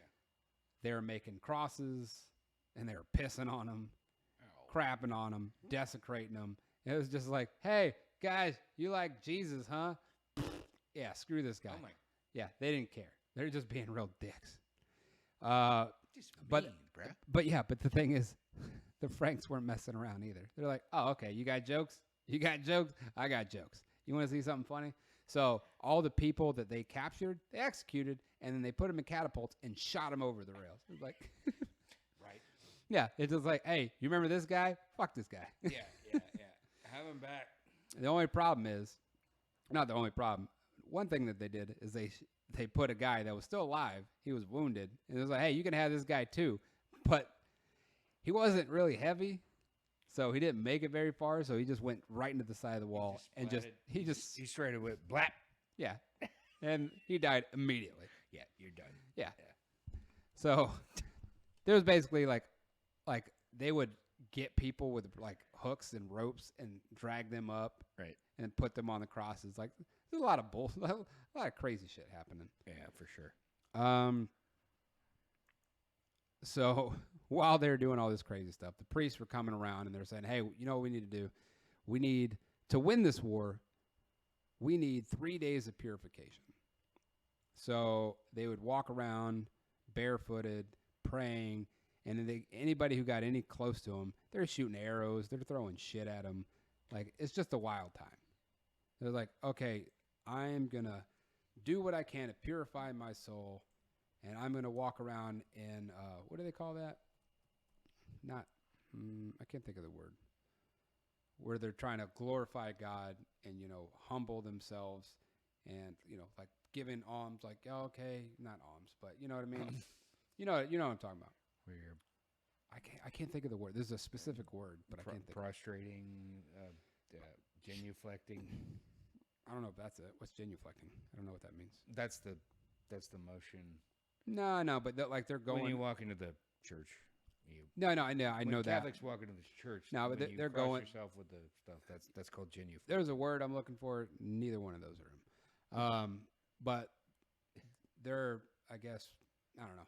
Either way, they're trying to humble themselves and, do godly crap, walking barefoot. Engaging in the ritual. Yes, engaging in... Well, prostrate oneself to humble oneself. Okay, what's prostrate? Prostrate, it's to succumb or to, it's like bowing. Sure. Let's go with that. They're prostrating themselves. Anyway, in this act of contrition, maybe. There you go. Okay, that's what I was. That's better. Yeah. Way to communicate what you're trying to say. That's what they're trying to do. Act of contrition. Anyways, while they're doing that shit, they're getting arrows and shit flung at them because the Muslims like we got no time for your nonsense. Stop that. So they did that for 3 days, and while they were doing it, they were getting messed with. So at this time, Godfrey is like, he's hatching a plan. So he's building a siege tower. All right. Now show this siege tower. Okay. They built this thing. Yeah, they built that monster. Hold on. Let me transition. So the cool thing about they built this thing. Yeah. So that thing right there that they built. They can see us too. Like the audience can see us. Our image is down at the corner of the screen. Okay. So the cool thing about this edifice that they built is that it could be broken down because, like, how while they were constructing it, Godfrey said, "Hey, we need to make this a way that we can break it down super fast and move it. So in case we're in a bad position, we can break it down within a night and have it erected fast in olden times. Oh yeah, fast and furious. Fast like they were coming. Fast in olden times. They had Dominic Toretto like running this thing. They're like, dude, they got a hell of a pit crew. That's what I'm saying. Right. Well, they got a couple 100,000. So this thing, after it was built, like it took a couple weeks, but they got it built. They had it where it would be built down, broken down and re-raised pretty quick. It was very effective. Muslims rained fire on them, brought the hell down on them. You could see it because you could just. Oh yeah, I mean, like you can't miss it. It's 60 feet in the air. Yeah, it's a building it's coming. It's like at that. What was that? Brutal Legend when you're building the big towers. Yeah, I can't remember what you're shooting at the. But like you get all the roadies together and you're building the merch towers. Yeah, and the merch towers builds up your fan power or whatever. So anyway, this is stupid. This building is a weapon. Yeah, because you can. But look at this thing. You can shoot. In what world, like in our flaming, recent world, would you just say this building, like your other this option sculpture for heavy attack is like. Dude, that looks like something like the band conductor would be on top of. Right. Well, or your sound guy if it's a big concert. Yeah. But no, like your Your only other effective means of heavy attack is the catapults, which I guess you can see off to the side of the Or boats. or boats if you're near a body of water. But Yeah. Anyway, so this thing right here, Godfrey built, and he's like, "All right, this is what we're gonna do. We made it. We built it. Let's set this thing up." So Crusaders burned. Okay, so what happened is they had this, and they had battery rams and other siege weapons, and they got it. They wedged it in the doors, and they called it like a pinch or a pincher or something like that. And so the Muslims were throwing pitch and lighting it on fire. Well, they realized that this is actually effective in their wooden structures because it was lighting the fucking wood on fire. So the funny, the comedic part about this is the Muslim figured out what's going on. So they're trying to put it out. And the Crusaders are still lighting it on fire. It's like, oh, no, that's good. Let's do this. So they're lighting their own shit on fire. So funny. They're like, no. Good idea. No, hey, cool, thanks. Yeah, let's keep this going. So while they had their battering rams wedged in, those people lit it on fire, realized that it was kind of fucking them up. So they're like, oh, no, we're cool. Let's just do this. But the reason that one, it was lighting their wooden structure on fire, and two, they were trying to put it out because it was blocking their way. So they essentially caused a wedge that was stuck there, and that would make it where the Crusaders couldn't get in. So they're trying to put it out hey, we need to leave that in there because they can't get through. So the Crusaders, not only one, are trying to burn that wooden structure, they're also trying to burn that because they got to get it out of the way because they can't make it through that that entryway. So let's see. So this all happened in Antioch? No. This is after Antioch. This is in Jerusalem. That's why I say Wait, I thought the end of the First Crusade was when they seized Antioch. No. The end of the First Crusade is at Jerusalem. This is the goal. Where they're at the gate. They're at the gate. This is at the Super Bowl. This is the Super Bowl ring right now. Okay. Yeah. So Antioch was the gateway to Jerusalem. Right. Because I know that. Go back to the other the graphic. Image. The other image. Yeah. So if you nope, not that one. That one. Okay. That one. Nope. Oh, scroll down. That one. Yeah, you go. Scroll up. Yeah. So if you see where it turns down after Edessa, you see Antioch, and it's a straight shot to Jerusalem because it kind of makes this weird, hook. Apparently, they didn't have any other. Is that the Black Sea? This body right here. Yeah. I can find it. Check the other one. Check that other map. This one. Mediterranean Sea. No, that's not it. Yeah, because here's.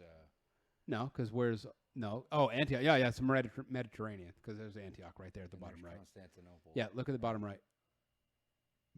See that Antioch? Yep, Mediterranean. Oh shit. Yeah. Okay. Damn, Antioch's far from Constantinople. Yeah, no, it's super. You don't get a perspective of. That's why I said it took them 2,000 miles altogether to get to Jerusalem. All right, go back to the other graphic. Okay. With the siege weapons. Okay. That one. All right, there you go. So. All right, so. Oh shit! They didn't see any of that. Sorry. Okay. Go back to what you referred to. So yeah, because I was trying to figure out what sea that was. Yeah. And if you go around, you go Nicaea, and then you look down, you see Cis, you see Aleppo, you see Antioch. Antioch's the gateway, and then from there, back to the other graphic.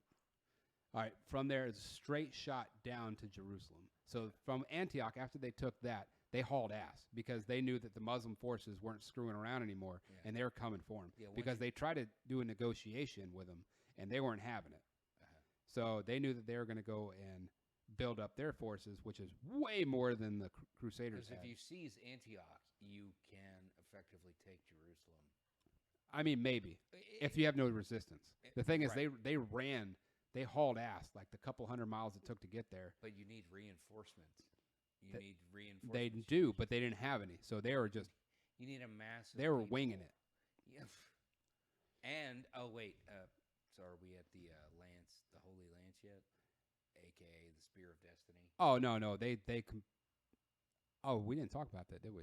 No, they Okay, so while they were at Antioch, while they were at Antioch, when they were like completely diminished, there was like no forces left. so they're talking about we found this relic. Well, they literally dug under St. Peter's Cathedral, and somebody came up with I think it was Peter of Bouillon, whatever. That was Peter Bartholomew, maybe. Whoever paid for the excavation, somebody comes up with a shard, and then word gets to the That they found the Spear of Destiny, the almost broken, or the Holy Lance. The only The problem was that priest that found it. Yeah. He was the one that was talking about like how I'm so great, and this is awesome, and I found this Holy Lance. This is the relic that's going to push us through. This is the sign that we need from God. Yeah. And then they started picking leaders who would be who, like who should support who, and then he effectively supported God. I think it was Godfrey. Mm-hmm. Yeah, it was Godfrey, and Godfrey's like, oh yeah, well this guy should be able to pick his own priest. So obviously he's going to pick the dude that was like, all up in his patriarch, who's just going to be him. And this is the guy who's like, yeah, well, also God needs 1,000 sacrifices of our own men. And like, what the fuck? And that's when everyone's like, all right, you know what? I think you're full of crap. We're done. We're done with this guy. This guy sucks. And he's like, no, hey, trust me. I am holier than anything. God believes in me. You should trust in me. So this is how you're going to know that you should trust me. So I'm going to light this thing on fire, and I'm going to walk right through it. And then he dies from his burns because he's an idiot. So anyway, that was Antioch. Then they make it through, and here we are. Yeah, okay. So, yeah, they realized he was completely full of crap. So whether the Holy Lance or the Spear of Destiny, if you're a Constantine fan, is true, that's debatable. Yeah. So, all right. So they're launching fireballs with nails against the building so they'd stick, which is pretty. That's pretty badass. Yeah, that's pretty awesome. It's like, oh, all right. Well, this sucks. This sucks for our building. How big were the nails? It didn't say. Okay. Yeah. So after that, things were getting a little less effective. Ramon of Toulouse, he retreated. Raymond. Yeah, Raymond of Toulouse, Nestle Toulouse. More phlegm in the throat. Yeah. But Godfrey was making progress. He was doing great. His army, even though his army is divided, they reached the main ramparts. And the Crusaders set the wall on fire because they had a wooden substructure, which is obviously the thing to do. If anybody knows anything about Three Little Pigs, Yeah. wood Burn it down. and thatch. Yeah. It's going to go up pretty quick. Yeah. Anyway, so they made a bridge on the ramparts, which is the very top. Go back to the other graphic with a siege weapon.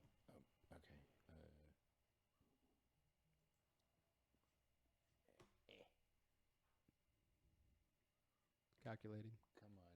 Recalculating. Where's my mouse? There's my mouse. Where's my mouse? Oh, there it is. Yep. There you go. Mouse All right. So the ramparts is the top of the outer walls of the defense. That's the ramparts. Mm-hmm. Anyway, so they brought their siege weapon, that big giant building that could be broken down and re-erected, up to the ladder, and they made a bridge on those ramparts and scaling ladders. So you see the scaling ladders on the back of that siege weapon. Because you know what, bro? All I see is a sounded tech tower, for a big music festival. Yeah, and it works. It totally works. It's the same. It's the same concept.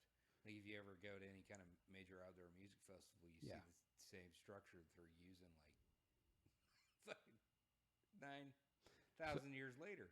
Okay, so that's just crazy. So if you look at the very bottom of this graphic, hey, you see Jerusalem. Yeah, you see. Are you ready to rock? They are, and this is what it's crazy about. Because one thing that they didn't tell you, like that a lot of things left out in the Crusader history and like all the books and stuff this guy really researched is if you look really closely at the bottom of those, you will see an army of leprechauns right underneath. So army of leprechauns. Yes. So you didn't think that the Irish were fighting for this, but you'd be wrong. Oh, okay. So the reason that the cereal Lucky Charms was actually named that way is specifically from the Crusades. Yeah. So down there, they actually had grappling hooks made of four-leaf clovers. So the good thing about these is the way that they would stick is they would have a rainbow lance that would go over the top, and it would act, and it would be a grappling hook, which they didn't really have grappling hooks that they knew of at the time, but they know now. So they would hurl themselves up. See, the good thing about this is they were retractable. So they would go over, they would hook on with their four-leaf clovers. Where are you going? Oh, sorry. Yeah. So with their four-leaf clovers, they would latch on, and they had like a little button on their rainbow ropes, and they would scale over, and then they would turn into daytime blade vampires. What? Yeah. What? Yeah, it was weird because these little monsters were awesome. See, but what's crazy about it is the reason you see those like the whole like streaming of boats is because one thing that they don't tell you about leprechauns, they're like the mogwai, because if you get them wet. Are you seriously just fucking up history right now? A little bit. Come on now. What are you talking about? What are you doing? This is in the book. So what? Okay, so the mogwais can't get wet, just like leprechauns. What are you talking about? The only thing is about that is because, okay, you see how they're covered right there? Is even though that this is depicting daylight, it's actually dark. What are you doing? The vampire leprechauns. So, do you understand like all the police why there were so many Irish police in the Americas after the Industrial Revolution? Okay, hard left. Okay, after the Industrial Revolution, there was so many Irish. The reason there's so many Irish is what they don't tell you is Irish are actually vampires, and that's why they multiply so much. Because there was only 4 Irish people in the entire history of the world. But after this battle, they all got wet, and they multiplied like mogwais. So after they multiplied, one was bit by a vampire, and they effectively, since they just like to fuck each other, oh my god, they all turned each other. So these are the real heroes of the First Crusade, because they went and actually turned all the Muslims in Jerusalem into Irish, and then they ended up going home and eating potatoes. It was cool. The only problem is they didn't have beer, so they had to go find some. They were like, fuck this wine shit. Yeah. It's weird. It's weird when you really like dive into history. It's interesting stuff. Yeah. See, this is an untold story. Yeah, untold story of the Crusades. Yeah, it's pretty good. See that if you look real close, it's green. You know why it's green? 4-leaf clover. Fucking can't believe those little bastards won it for the Christians. There you go. That's it. That's what they made grappling hooks out of.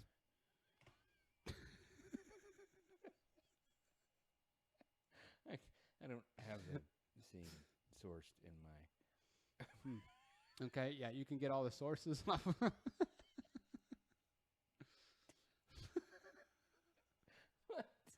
What? Okay. Oh. Okay, fine. So for the boring history of the Crusades, fine. All right. Oh god. All right, go back to the siege weapon. Okay. That's what they're still seeing.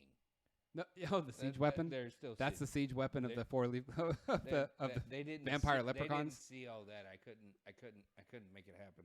I don't have a. Okay, so you're still looking at the vampire I leprechauns. just have the OBS set up on browser capture. I can't. All right. I would have to do something. All right. Okay. So okay for the lame history of it. All right. So what happened is when they made the bridge, they finally broke through. All right. So they went over the ramparts with their siege weapon. They broke through, and they just started murdering everybody. So in July 15th, 1099. They sacked the city. They conquered Jerusalem. Tricks are for kids. and they didn't they didn't take any prisoners. They started beheading people, torturing, burned people to death, piles of heads, feet, hands, everything. Like, it was getting as high as houses. Oh my God. Anyway, so they were wading in blood, like up to their ankles. Like, that's how much murdering that was going on. So, like, the people inside of Jerusalem were just not having a good time. Because all the vampires. Yeah, all the vampires. Do you know how vicious those leprechauns are? I mean, I bet they thought there was a fucking pot of gold in there. I think that's what they did. Hey, they're magically delicious. What are you going to do? I'll blow your ass to pieces. Anyway, so Crusaders were going on a rampage. They were saying the Muslim dead were like 70,000, but they were just making that. Yeah, I know.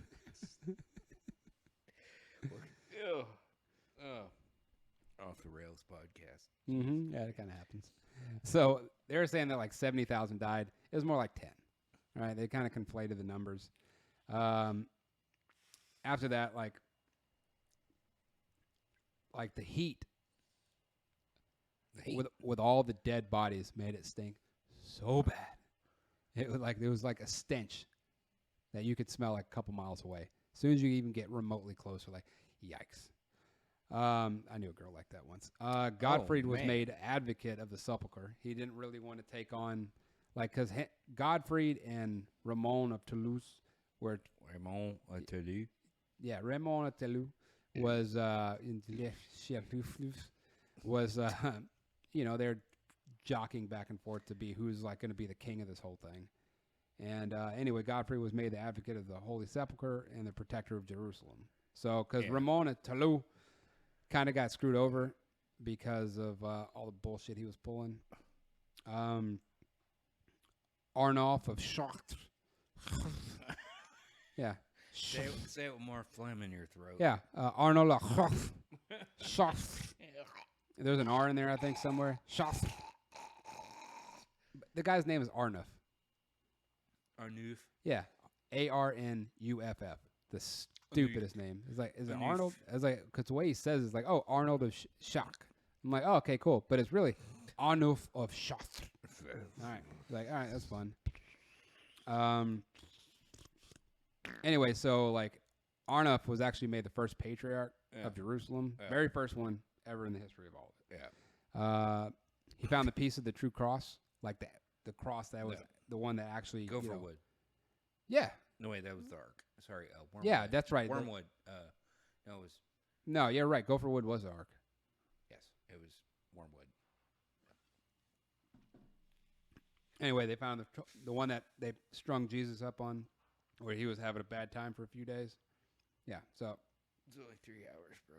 Yeah, I know. But in the stories, they make it sound like he was up there for a couple weeks, which is horseshit. He was up there for a long time. Yeah. I mean, 3 hours still sucks. I mean, I wouldn't want to be up there for 5 minutes. Screw that. Yeah. Anyways, they were hidden by Muslims. Like the true cross was hidden by the Muslims. They ended up finding it. And it was like, hey, this is going to be the symbol of our victory. This is our Super Bowl ring. Like, this is it. Anyway, so they had another battle after this. After they took Jerusalem, Al-Abdal actually shows up. Yeah. So he's on his way to Jerusalem. They're like, all right, these Christians are starting to get on my damn nerves. I've had enough of these little kids. He got an army that were 2-1 from the Crusaders. So many people. They're going to wipe them off the Christians right now. Godfrey against... Going to wipe them off the Christians or wipe them off the face of the earth? Christians. Christians are the earth. No, anyway. Welcome to Drunk History. Jeez. It's the best. That's the reason why that show happened. Yeah, I know. It was good. Anyway, Godfrey, against all the odds, all of them, not 4, but all of them, he made a preemptive strike. He's like, all right, well, we know these guys are coming. We're going after him. He gathered 1,200 knights and 9,000 fighters, which is like, that's not great considering what he had coming against him. But while they were on their way, they captured spies. And the spies kind of told him how many men they had, where they were camped, and what their plan was. So he was like, all right, this is what we're going to do. We're going to hit these little dickheads in the middle of the night, and we're coming after them. They're taking dicks and everything. They're coming with a full force of holy Jesus. That's the plan.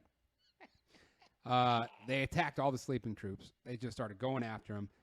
Al-Abdal said, screw this. I'm going back to Egypt. So I'm done with this nonsense. So he left all his men to get butchered and murdered because they're just like screwed. Because like as soon as their leader left, they're all shoulders like, I don't know what to do. This sucks. They even took his sword. And he just left it. He's like, nah, you can have this. And he shit. Yeah, this dude straight up turned-tailed and just pussed out. Even though he had the men.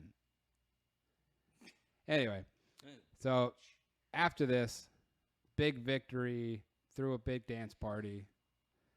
You know, just like Spam-A-Lot. You know, they're all dancing. This is great. They're like, all right, cool. We got what we needed. We're out of here. Right? So we're going back home. The funny part is they only left like 300 knights to guard Jerusalem. So like Godfrey and like 300 people. It's like, we got this, right? Mm-hmm. Like we already took it. They're not going to take it back, obviously, because we're awesome. We're Christians. Jesus is my friend. So we're going to be good. So that's all they had left. So when they got back to all their houses, only like a handful of people came back actually with riches. Most of them came back poor as shit, just as poor as they came. Yeah, but the one thing that they don't talk. Their sins are forgiven. Oh yeah, of course. Yeah, they're all going straight to heaven because you know, murdering everybody and being awesome, that counts.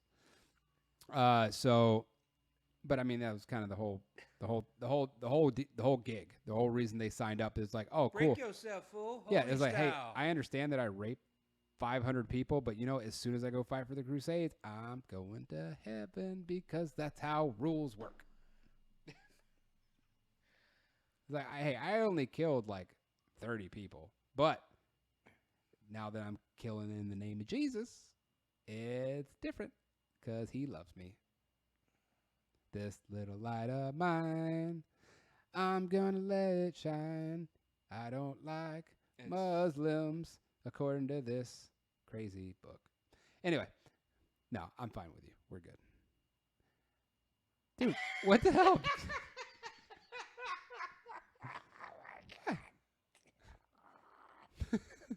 Hey, no, I like Mia Khalifa. We're fine.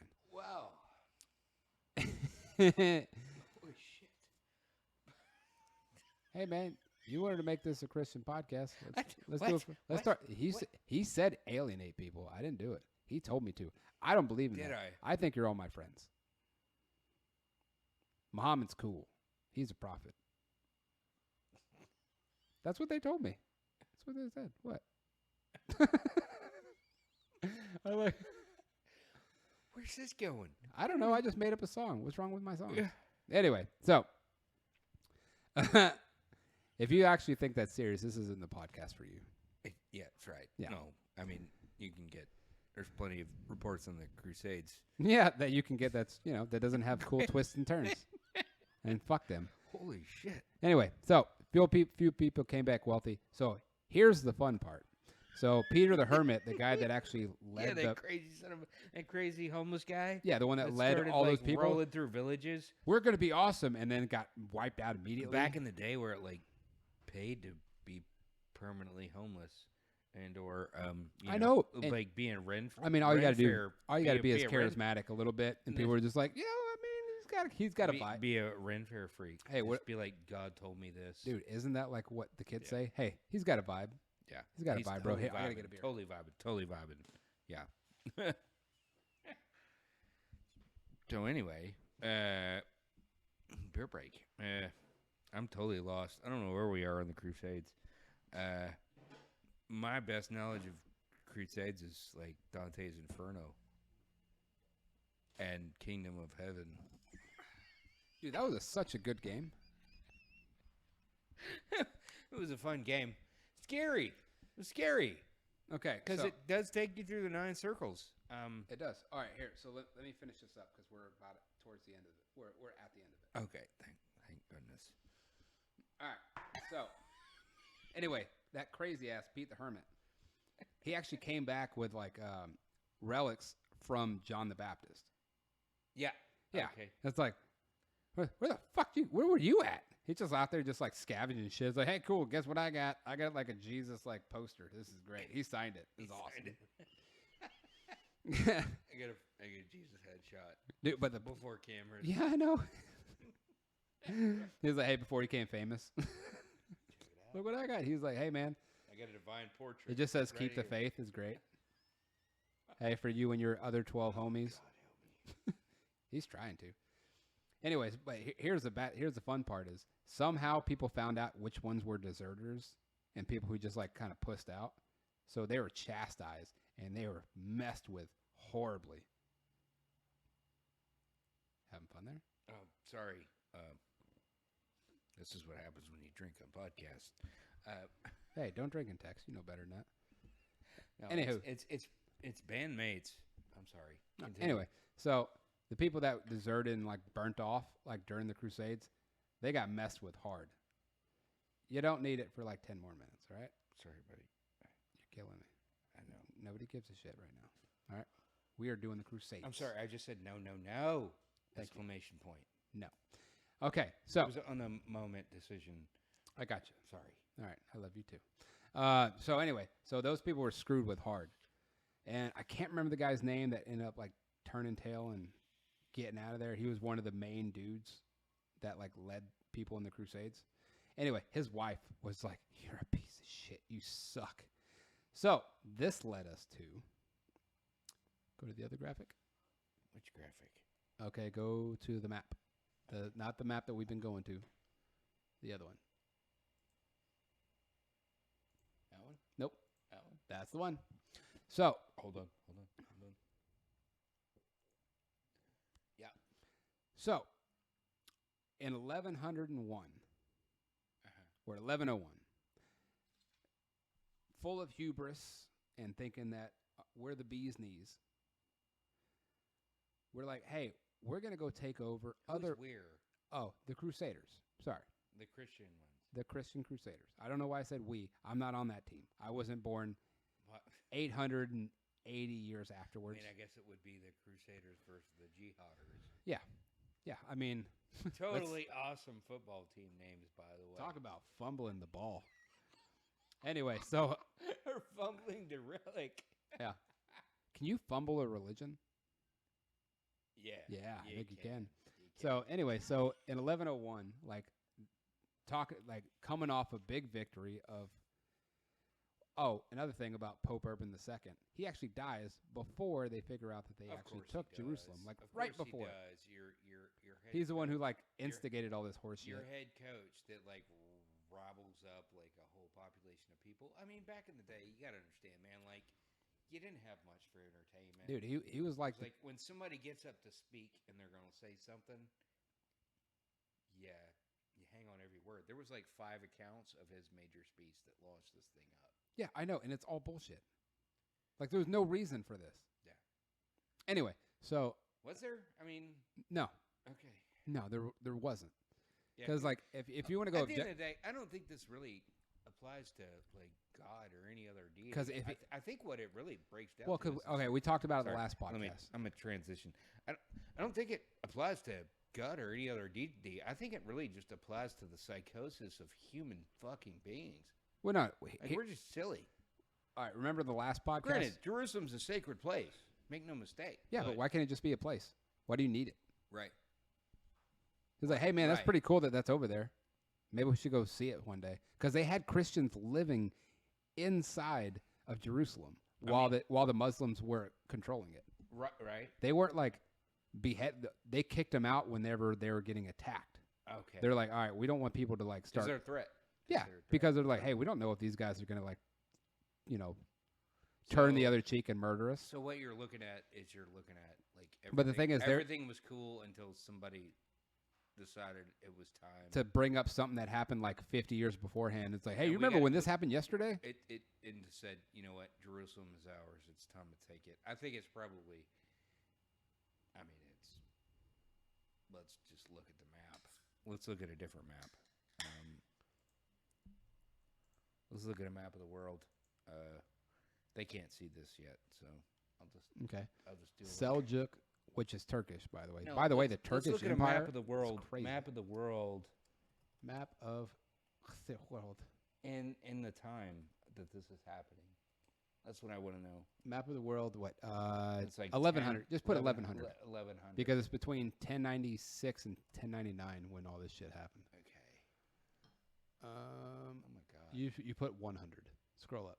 1100. Son of a. Yep. There you go. Drunk Googling. It's my hands. It's my hands. My hands are the problem. All right, go to images. Okay. Okay. Map of the world. Look. Gray. Lots of gray. Which is bullshit because obviously people had it. Dude, okay. Stop acting like it's... Hold on. What was Pangea?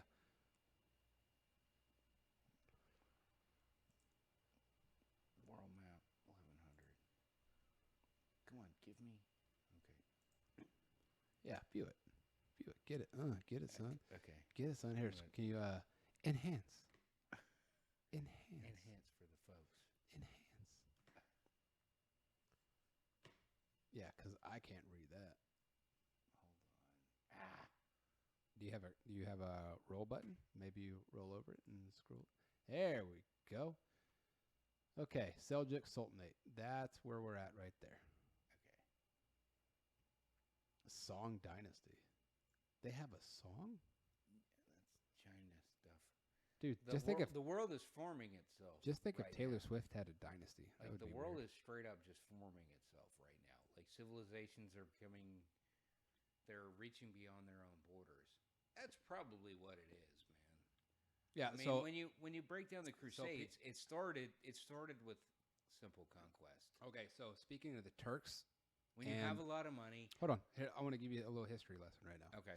So, in Siberia and Russia, the reason that there are so many Muslims is because the Turks were the Seljuk Turks actually came from Russia. A lot of them. So that's why there's so many Muslims in Russia to this day.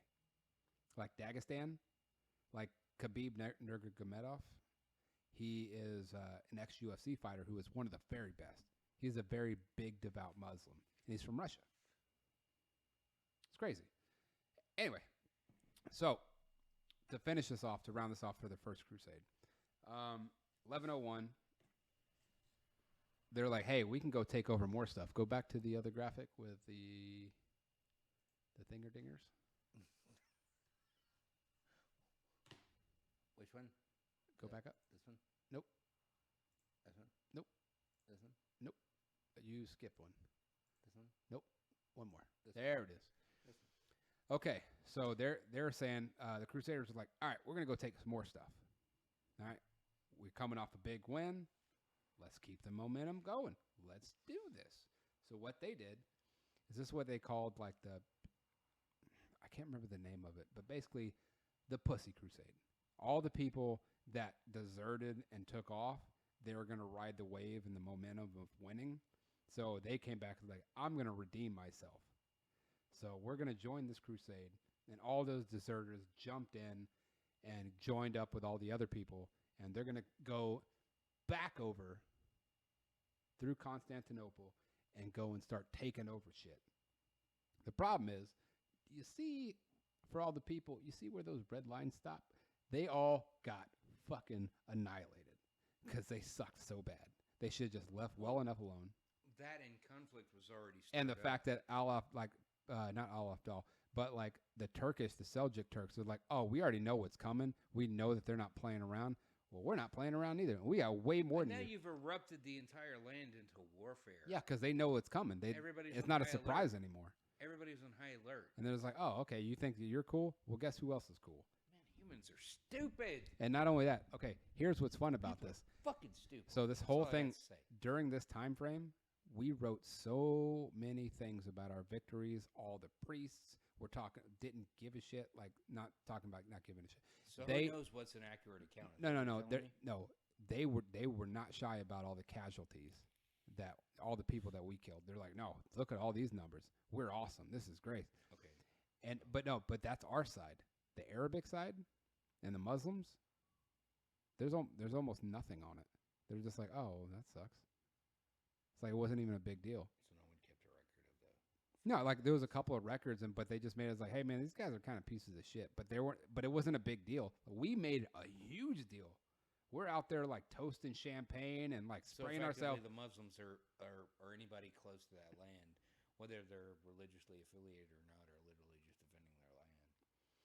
So is that what you're telling me? Well, no, the Crusaders are going. This is the biggest victory. They're raping and pillaging, is what they're doing. Well, hold on. So in the name of God. Well, yeah, but Crusaders, they're talking about this is gonna change the whole world with what we just did. Okay, so that's spread. The word is spreading. Hold on. Let me finish. So saying? they're like, this is going to change the whole world with what we just did. We're amazing. We're the best. Everybody's going to know what we did. Time and this to is dominate. The people that they did that to, they're just like, oh, these guys are being dicks. All right, well let's go figure this out.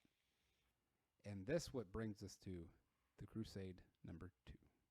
You mean yeah, because it wasn't even really a blip on. So war erupts because. Yeah, but it wasn't a blip on their radar. They're just like, hey man, like, what are you doing? Oh, y'all are being assholes. Okay, all right, we got something And then for it you. becomes bigger and bigger. Yeah, because like it wasn't a big deal to the Muslims. It gathers momentum. It was a huge deal to the Crusaders. The Muslims like, well, what the fuck was that shit? All right, well, all right. You want to see something? We'll show you something. That's the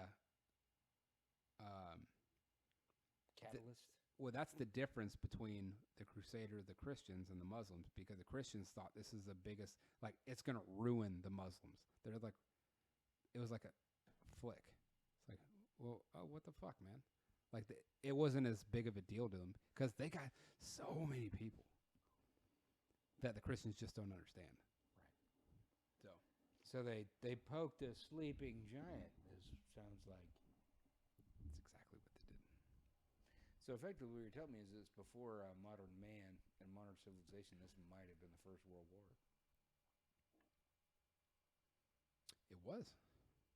It was, because think of it before. Well, no, well, hold on. Okay. What about Attila the Hun? The guy went everywhere. What about the Roman Empire?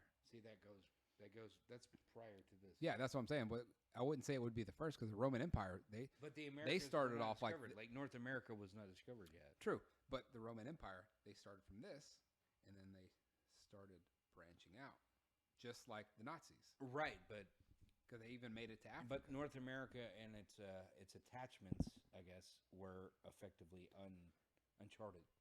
Yeah, well, I mean, dude, because everyone.